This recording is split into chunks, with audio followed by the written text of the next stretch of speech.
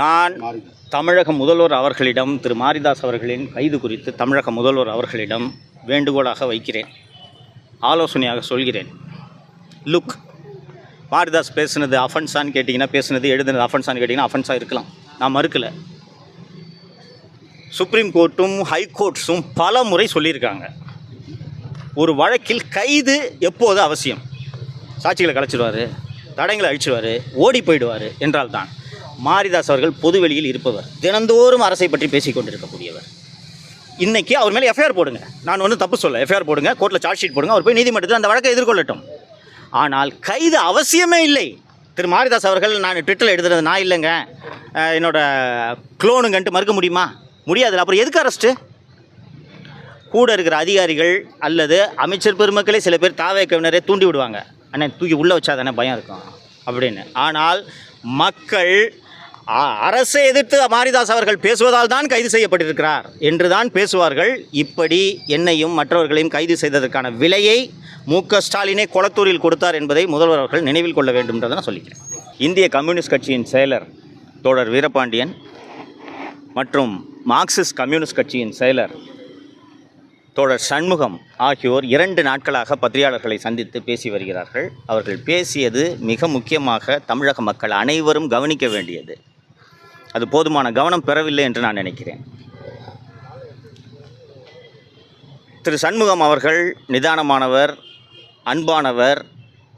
அவர் இவ்வளவு கோபப்பட்டு நான் பார்த்ததே கிடையாது. புதுக்கோட்டையில் செய்தியாளர்களை சந்தித்த போது மிக கோபமாக திமுகன்னு ஒரு கூட்டணியே கிடையாதுங்க என்று சொன்னார்.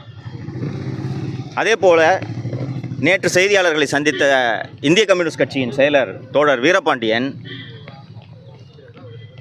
2 மாதங்களில் தாவேக ஆட்சி கவிழும் என்று திமுக தலைவர் சொல்வது அவருக்கு அழகல்ல என்று சொன்னார். சில நாட்களுக்கு முன்பு பொதுக்கூட்டத்தில் பேசிய அண்ணா திராவிட முன்னேற்ற கழகத்தின் பொதுச் செயலாளர் திரு எடப்பாடி பழனிசாமி அவர்கள் 2 கால்களிலே இந்த ஆட்சி நடைபெற்று கொண்டிருக்கிறது, விரைவில் கவிழும் என்று சொன்னார். இந்த 2 கட்சிகளும் ஒரு விஷயத்தை புரிந்து கொள்ள வேண்டும். 1,72,00,000 மக்கள் தமிழக வெற்றி கழகத்திற்கு வாக்களித்திருக்கிறார்கள். நீங்கள் விரும்பினாலும் விரும்பாவிட்டாலும் இது மக்களின் தீர்ப்பு. இதை ஏற்றுக்கொண்டு அரசியல் செய்ய பழகிக்கொள்ளுங்கள். எல்லாருக்கும் சைக்கிள் ஓட்டுற பழக்கம் இருக்குன்னு நினைக்கிறேன். எடுத்தோடனே எல்லோரும் சைக்கிளில் ரேஸ் போயிட முடியாது. நாள் குரங்கு பெடல் போடுவீங்க, கீழே உழுவீங்க, முட்டியில் அடிபடும்.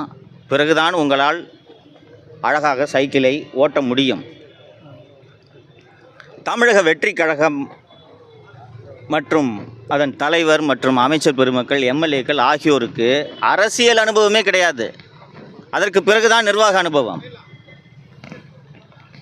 நாம் அனைவரும் 1,72,00,000 பேர் சேர்ந்து வாக்களித்து அந்த அரசை தேர்ந்தெடுத்திருக்கிறோம். குறைந்தபட்சம் ஒரு 6 மாத காலமாவது இந்த அரசுக்கு அவகாசம் கொடுக்க வேண்டுமா வேண்டாமா?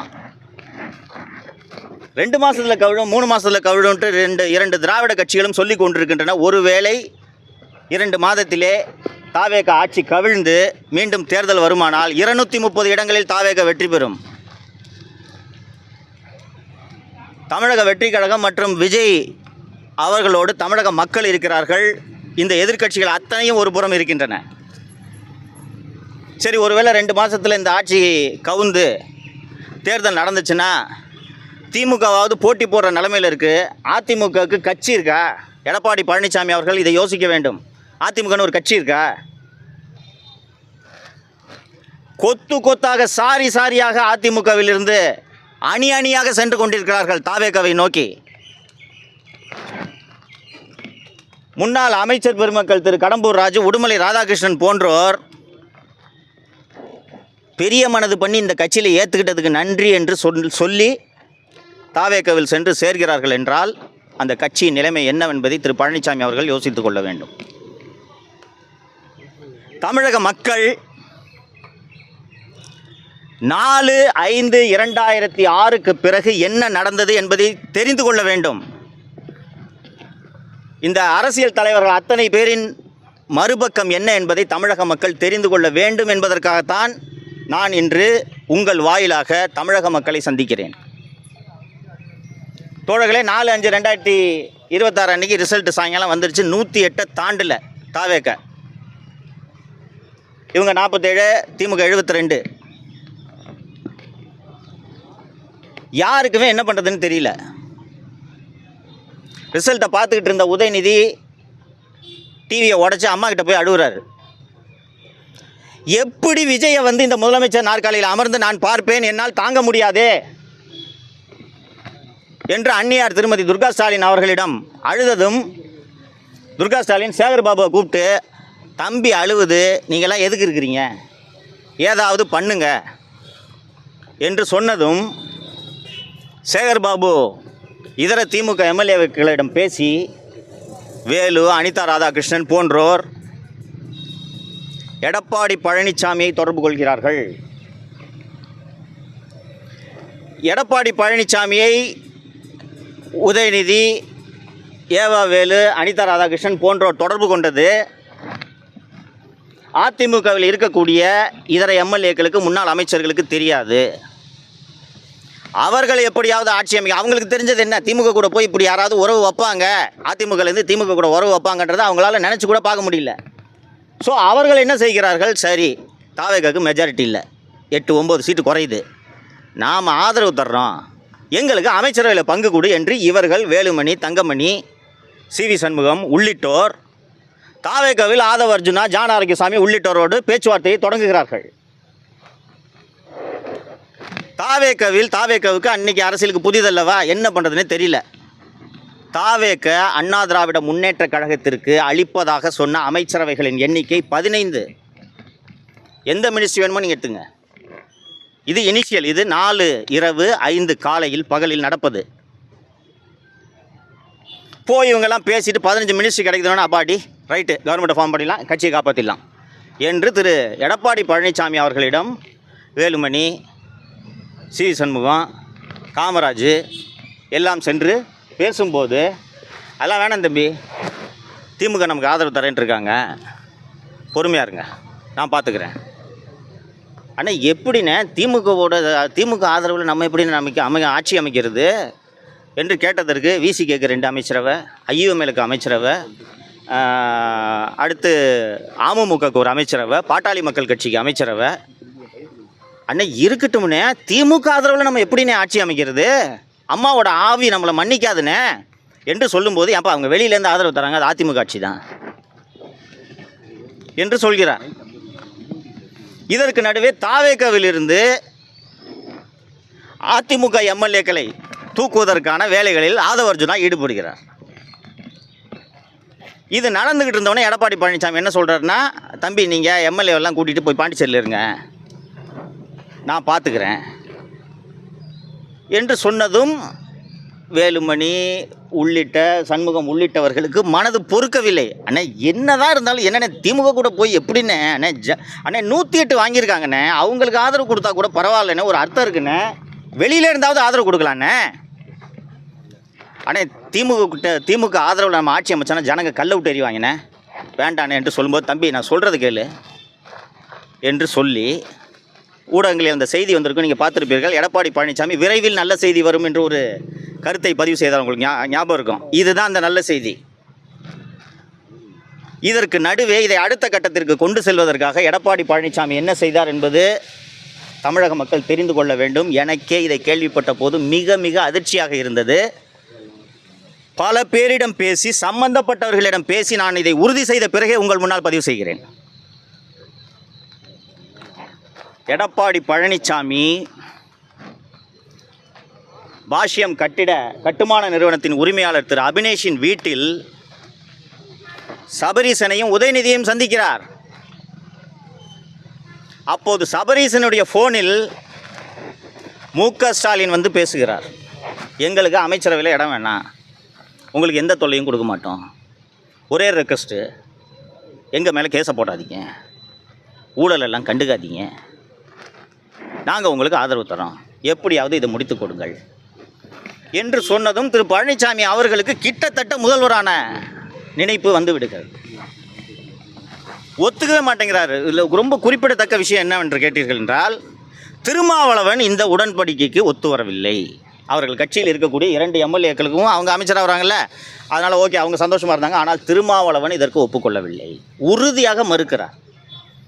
இந்த சூழலில்தான் மார்க்சிஸ்ட் கம்யூனிஸ்ட் கட்சி திமுக ஆதரவில் அதிமுக ஆட்சி அமைத்தால் நாங்கள் அதை எதிர்ப்போம், ஒப்புக்கொள்ள மாட்டோம் என்று சொல்கின்றனர். ஒரு ஸ்டேல்மேட் வந்துடுது. தாவேக்கு அடுத்த கட்டத்துக்கு எப்படி கொண்டு போகணும்னு தெரியல. மார்க்சிஸ்ட் கம்யூனிஸ்ட் கட்சி ஆதரவு கேட்குறாங்க, விசிக்கு ஆதரவு கேட்குறாங்க. அவங்க நாங்கள் ஆதரவு தர்றோமா இல்லையான்றதை பற்றி எதுவுமே பேசலை. இதற்குள் அதிமுக ஆட்சி அமைப்பதற்கு திமுக ஆதரவு எம்எல்ஏக்களின் ஆதரவு கடிதத்தை கொடுக்குறார்கள். இதுக்கு நடுவில் டிவிக்கே அமமுக எம்எல்ஏவை தூக்கிடுறாங்க. காரில் வச்சு கையெழுத்து வாங்கினாங்கன்னு ஒரு வீடியோக்கள் வந்திருந்ததை நீங்கள் பார்த்துருப்பீர்கள். டிடிவி தினகரன் இன்மீடியட்டாக அன்றைக்கி நைட்டு போய் கவர்னர் பார்க்குறாரு. கவர்னரை பார்த்துட்டு இது போல் ஆள் தூக்கும் வேலையில் தாவேக ஈடுபடுகிறது, நீங்கள் தலையிட வேண்டும் என்று சொன்னதும் தாவேக்கு தடுமாற்றம் ஏற்படுகிறது. உடனடியாக இது போல் ஆள் தூக்குற வேலையில் தாவேக ஈடுபடுகிறது என்றதும் மார்க்சிஸ்ட் கம்யூனிஸ்ட் கட்சி நாங்கள் திமுக ஆதரவில் அதிமுக ஆட்சி அமைப்பதற்கு உடன்பட மாட்டோம் என்று உறுதியாக தெரிவித்து விடுகின்றனர். இதை அடுத்த கட்டத்துக்கு நவுத்த முடியல. திமுக ஆதரவில் அதிமுக ஆட்சியிடத்தை நவுத்த முடியல. ஸோ அடுத்து என்ன செய்வது என்ற ஒரு நெருக்கடியான சூழல் வரும்போது அதிமுகவின் மூத்த தலைவர்கள் ஒரு முடிவெடுக்கிறார்கள். சரி, இதற்குத்தான் இடதுசாரிகள் எதிர்ப்பு தெரிவிக்கின்றனர். திமுகவின் ஆதரவில் அதிமுக ஆட்சி அமைப்பதற்கு இடதுசாரிகள் எதிர்ப்பு தெரிவிக்கின்றனர். தொல் திருமாவளவனை முதல்வராக்கலாம் என்று சொன்னால் தமிழகத்தின் முதல் தலித் முதலமைச்சர் என்பதற்கு யாரிடமிருந்தும் எதிர்ப்பு வராது.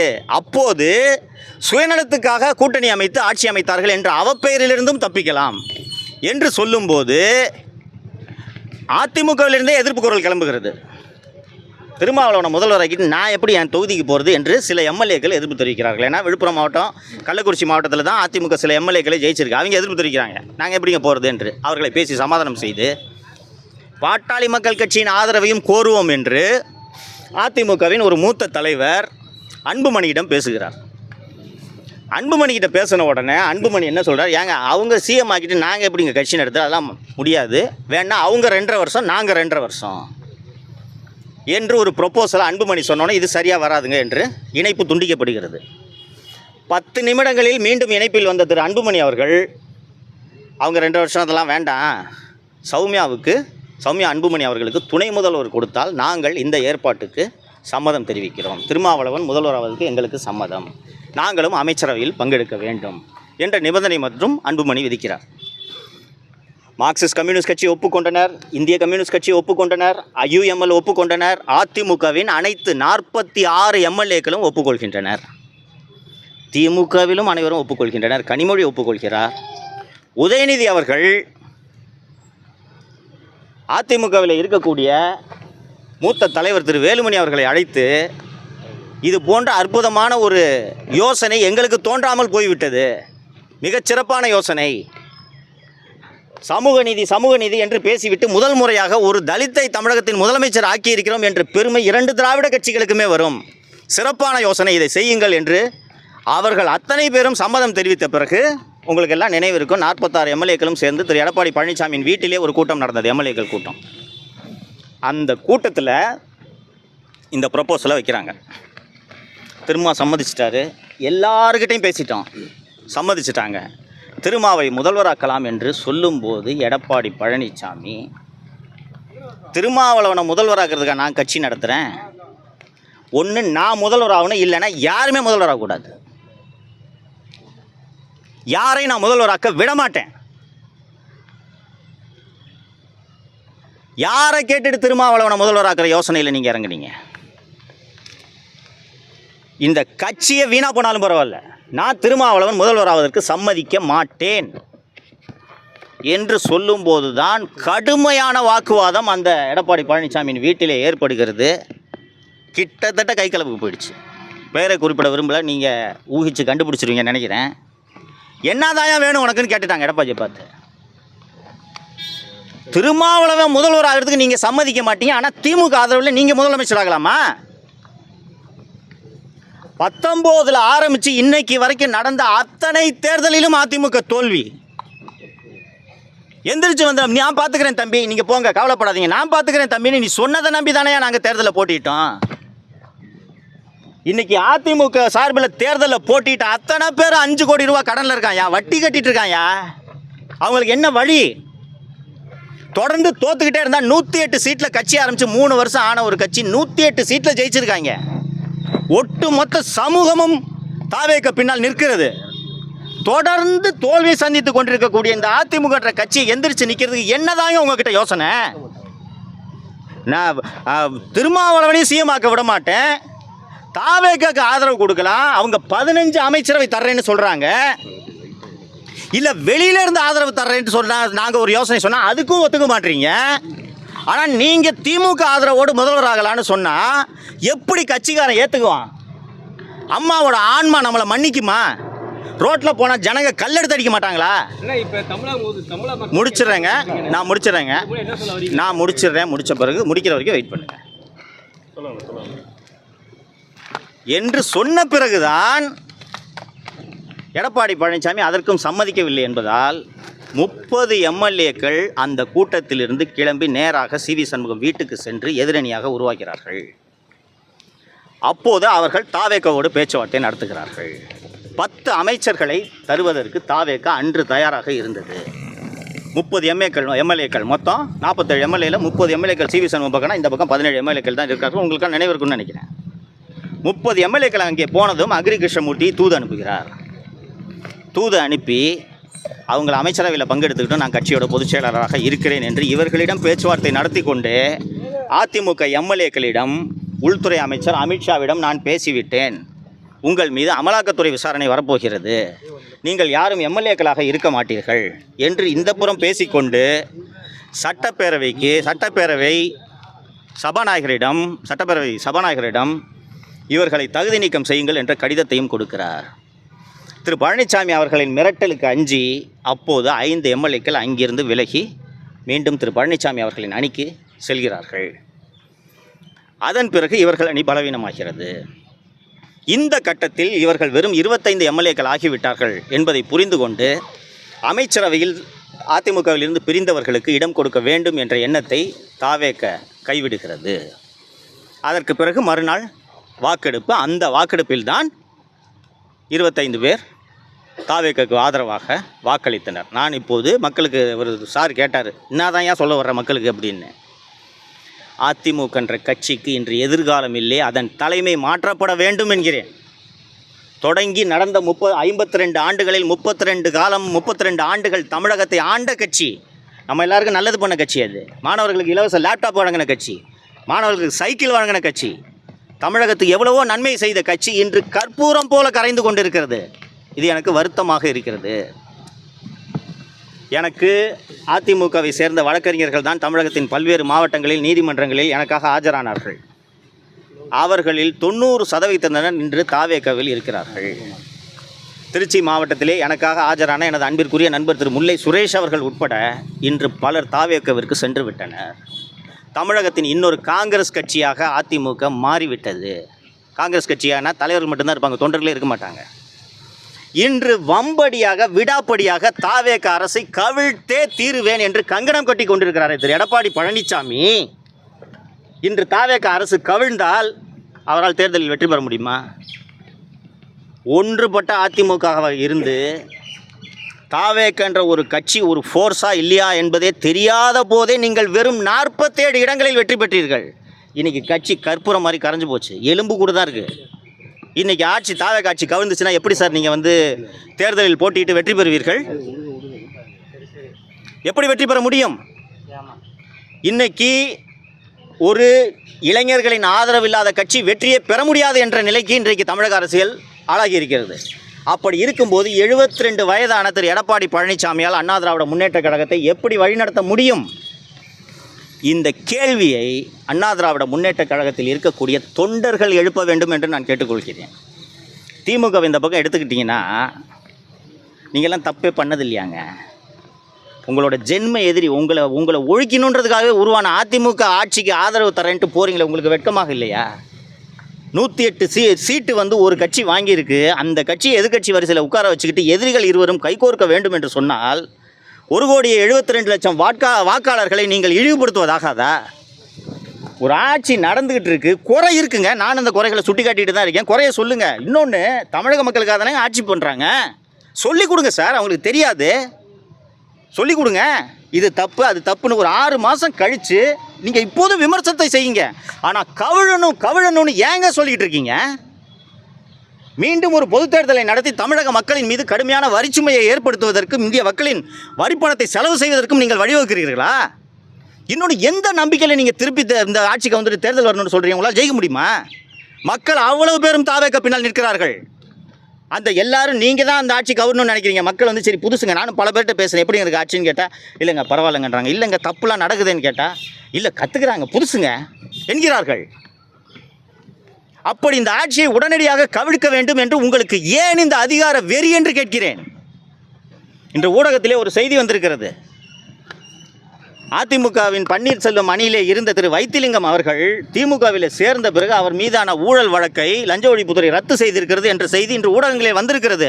அப்போ அதிமுகவும் நீங்கள் எல்லாம் கூட்டணி சேர்ந்துக்கிட்டு 60 ஆண்டுகளாக தமிழகத்தை கொள்ளையடித்தீர்கள் என்பதை தமிழக மக்கள் கண்டுபிடித்து தானே 2 வருஷம் ஆன கட்சிக்கு ஓட்டு போட்டிருக்காங்க. இதை 2 திராவிட கட்சிகளும் சிந்திக்க வேண்டும். திராவிட கட்சிகளுக்கான காலம் முடிந்து விட்டது. தாவேக்காவை ஆள விடுங்கள். தாவேக்கா தவறு செய்தால் மக்கள் கேள்வி கேட்பார்கள், சும்மா விட மாட்டாங்க. அதிமுக 2 தூக்கி போட்ட ஜனங்களுக்கு தாவேக்காவை தூக்கி போட தெரியாதா? மக்களுக்கு தெரியும். ஆள விடுங்கள், அவகாசம் கொடுங்கள் என்று கேட்கிறேன். தமிழ்நாட்டில் தொடர்ந்து அதிகரிச்சிட்டு இருக்கு. அது காரணம் வந்து தாவேக்கா அரசு சரியாக செயல்படலன்னு எதிர்கட்சி எல்லாமே குற்றம் சாட்டுறாங்க. எப்படி சார் இந்த நிலையில வந்து இன்னைக்கு வந்து அமைச்சர் வந்து ஒரு வீடியோ வெளியிட்டிருக்காரு, பீஸ் கேரியரை புடுங்குற மாதிரி 2 பேர் கைது பண்ணியிருக்காங்க. 2 கேள்விக்கு இணைச்சே பதில் சொல்கிறேன்.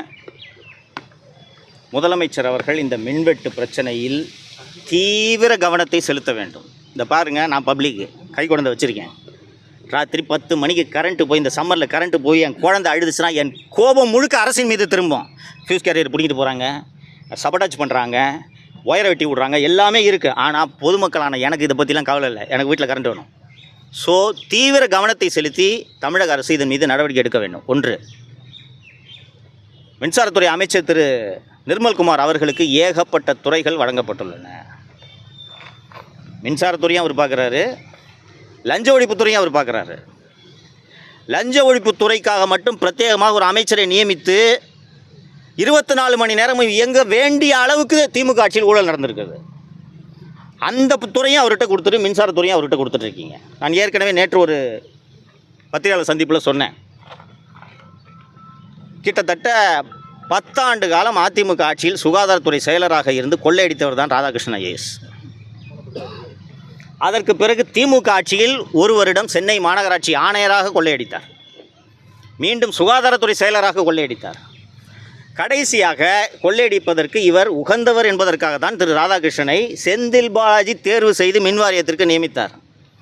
அவரையே அங்கே தொடர வச்சுக்கிட்டு நீங்கள் என்ன சார் மின்சாரத்துறை நிர்வாகம் பண்ண போகிறீங்க? அண்ட் அவர் நண்பர் கேட்டார், இந்த அமைச்சர் வீடியோ வெளியிட்டிருக்காருன்னு. இது நடக்குது. நான் ஏற்கனவே சொன்னதோட தொடர்ச்சி தான். இந்த ஆட்சி நல்லா இருக்கக்கூடாது, நாசமாக போகணுன்ட்டு திமுக விரும்புது, அதிமுக விரும்புது. பண்ணுவாங்க, ஃபியூஸை பிடிங்கி விடுவாங்க, ஒயரை கட் பண்ணி விடுவாங்க, மின்வாரிய தொழிலாளர்களை தூண்டி விட்டு வேலை நிறுத்தத்தில் ஈடுபடுவார்கள். இதெல்லாம் சமாளித்து தான் அவனு முதல்வர். இதுக்கு தான் அவருக்கு அவகாசம் கொடுக்கணுன்றேன். புரியுதா? இதெல்லாம் பண்ணுவாங்க. இந்த திமுக 2 பேரையும் சகிச்சிக்க முடியல. நீங்கள் வந்திருந்தா பரவாயில்லைங்க, நான் வந்திருந்தா பரவாயில்லைங்க. எவனோ ஒருத்தன் சினிமாவில் நடிச்சிருந்தவன் வந்து உட்காந்துட்டு இப்படி எப்படிங்க இதை சகிச்சுட்டு இருக்குது. அவனை ஆட்சி நடத்த விடாமல் நாசம் பண்ணலாம். இப்படி இது நடக்கிறதுனால கரண்ட்டு போய் நாம தான் கஷ்டப்படுறோம். நாம் அதை புரிஞ்சுக்கணும். இதை நம்ம எல்லோரும் சேர்ந்து கண்டிக்கணும். ஓகேங்களா? சாப்பாட்டாச்சு நடக்குதுங்க. ஃபீஸை பிடிங்கி விடுறது, குறிப்பாக சென்னையின் புறநகர் பகுதிகளில் வேண்டுமென்றே மின்சாரத்தை இணைப்பை துண்டிக்கும் வேலை நடந்து கொண்டிருக்கிறது.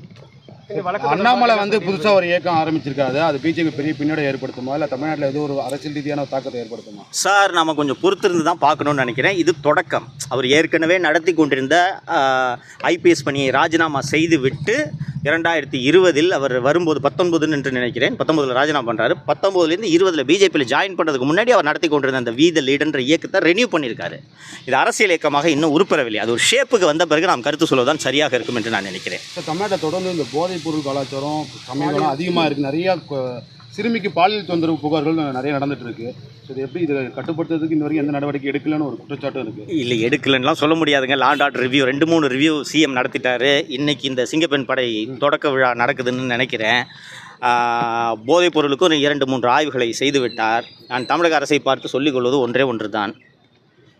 காவல்துறையின் முக்கால்வாசி ஈரல் திமுக ஆட்சியில் அழுகி போய்விட்டது. அதை சரி செய்வதற்கான பணி கொஞ்சம் கடினமான பணி. முதல்வர் அதில் தீவிரமாக கவனம் செலுத்த வேண்டும். போலீஸ் டிபார்ட்மெண்ட் பிடிச்சி ஒரு உழுக்க வேண்டியதாக இருக்குது. அதாவது என்னென்னா, மேலே தலைமையை மாற்றிருக்காரு, கீழே புறையோடி போயிருக்கும் அந்த ஊழல் அப்படியே இருக்கிறது. போதைப்பொருள் கடத்துபவர்கள், சட்டவிரோத செயல்களில் ஈடுபடுபவர்களோடு இன்னும் கீழ்மட்ட காவல்துறையினர் கரம் கோர்த்து கொண்டு தான் இருக்கிறார்கள். அதை சரி செய்வதற்கான வழிமுறைகளை முதல்வர்கள் கண்டறிந்து செயல்படுத்தினால்தான் இந்த அளவுக்கான சேஞ்சஸ் வரும். இல்லைனா நீங்கள் மேலே டாப்பில் 2 பேர் டிஜிபி மாற்றுறீங்க, கமிஷனர் மாற்றுறீங்க, இதெல்லாம் மாற்றிங்கன்னா கீழே இருக்க அதே ஆள் தான் இருக்காங்க. இப்போ நீங்கள் ராம்ஜிநகர் ஸ்டேஷன் எடுத்திங்கன்னா போன வருஷம் 6 மாதம் முன்னாடி இருந்த அதே இன்ஸ்பெக்டர் தான் இப்போவும் இருப்பார். டவுன் ஸ்டேஷன் இன்ஸ்பெக்டர் பார்த்தீங்கன்னா அதே இன்ஸ்பெக்டர் தான் இருப்பார். நீங்கள் இதை மாற்றாமல் எப்படி அது சரியாகும்? ஸோ இந்த சீரமைப்பை துரிதப்படுத்த வேண்டும் என்று நான் கேட்டுக்கொள்கிறேன். இல்லை, இப்போ காவல் நிலையத்தில் ஆள் பற்றாக்குறை இருக்கிறதுனால பெரிய அளவில் பாதிப்பு ஏற்பட்டு இப்போ அதை பற்றி எதுவுமே கன்சிடர் பண்ணுற மாதிரி தெரியல. பண்ணுவாங்கன்னு நினைக்கிறேன். நான் ஏற்கனவே சொன்னது மாதிரி புதியவர்கள் கற்றுக்கொண்டிருக்கிறார்கள். ஸோ அதனால் கொஞ்சம் நாம் அவர்களுக்கு அவகாசம் கொடுக்க வேண்டும் என்று நான் நினைக்கிறேன். ஆள் பற்றாக்குறை உட்பட இன்னும் நிறைய பிரச்சனை இருக்குது சார் போலீஸ் டிபார்ட்மெண்ட்டில். இன்றைக்கி நடக்கக்கூடிய லாண்ட் ஆர்டர் இஷ்யூஸ்க்கு பெரும்பாலான issues core issues, fundamental issues இருக்குது. அந்த ஃபண்டமெண்டல் இஷ்யூஸை அட்ரஸ் பண்ணுறதுக்கு முதல்வர் அவர்களுக்கு உள்ளபடியே தெரியாது. என்ன இஷ்யூன்றதே தெரியாது. ஃபஸ்ட்டு இது வரைக்கும் இஷ்யூவே ஐடென்டிஃபை பண்ணல. ஸோ நல்ல அதிகாரிகள் நியமித்திருக்கிறார். அவர்கள் துணையோடு இந்த அடிப்படையான ஃபண்டமெண்டல் இஷ்யூஸை கண்டறிஞ்சு அதை கலைந்தால்தான் இந்த சட்டம் ஒழுங்கு பிரச்சனையை நீங்கள் சரி பண்ண முடியும். நீங்கள் நைட்டு பெட்ரோலில், அதாவது பைக்கில் ஜீப்பில் போகிறதுக்கு பதிலாக போலீஸ்காரங்களை ரோட்டில் நடக்க விட்டாங்கன்னா குற்றம் குறைஞ்சிருமான்லாம் இல்லை. ஜீப்லையாவது வேகமாக போகலாம். நடந்து போனீங்கன்னா அடுத்ததுக்கு போய் கிரைம் பண்ணிட்டு போயிடுவாங்க. ஸோ ஃபண்டமெண்டல் சேஞ்சஸை பண்ணுறதுக்கான வழிமுறைகளை முதல்வர்கள் கண்டறிய வேண்டும். ஒரு மன அழுத்தத்தில் இருக்கிறதா சொல்லி காவல்துறை அதிகாரி சொல்கிறாங்க. குறிப்பாக அந்த வார விடுமுறை கொடுக்கணும். ஆனால் இது வரைக்கும் அது காவல்துறை யாரும் கொடுக்கல. பணி சுமை அதிகமாக இருக்குது. அதனால நிறைய பேர் தற்கொலை பண்ணி சூழ்நிலை ஏற்படுதுங்கிறாங்க. இதுக்கு எந்த அரசு நடவடிக்கை எடுக்கும்? மகேஷ்குமார் அகர்வால் என்ற ஒரு அற்புதமான அதிகாரி தமிழக காவல்துறையின் தலைமை இயக்குனராக வந்துள்ளார். நீங்கள் சொல்கிற இஷ்யூ உட்பட எல்லா இஷ்யூவையும் அவர் அட்ரஸ் பண்ணுவார்ன்ற நம்பிக்கை எனக்கு இருக்கிறது. நீங்கள் சொல்கிறது காலங்காலமாக இருந்து கொண்டிருக்கக்கூடிய இஷ்யூ, இதையும் அட்ரஸ் பண்ணுவார். பட் அதை விட ரொம்ப முக்கியம் இன்றைக்கி க்ரைம் ப்ரிவென்ஷன் அண்ட் டிடெக்ஷன். ஓகேங்களா? ஃபஸ்ட்டு நம்ம நல்லா இருக்கணும், அப்புறம் தான் காவல்துறையினரோட நலனை பற்றி பேசணும். ஓகேங்களா? அதனால் ஃபஸ்ட்டு இதை சரி பண்ணணும். மக்களுக்கு ரோட்டில் போகும்போது எனக்கு என் பொண்ணு போயிட்டு வீட்டுக்கு பத்திரமா வருமானு ஒரு தாயோ தகப்பனோ அஞ்சினோன்னா அது என்னங்க சமூகம்? அதை சரி பண்ணணும். அப்புறம் காவலர்களுக்கு வார விடுமுறை பற்றி பேசலாம். கிளைகள் கொண்ட Annamalai institute of hotel management and hospital management படிப்பில் சேர்வதற்கான அட்மிஷன் நடைபெறுகிறது.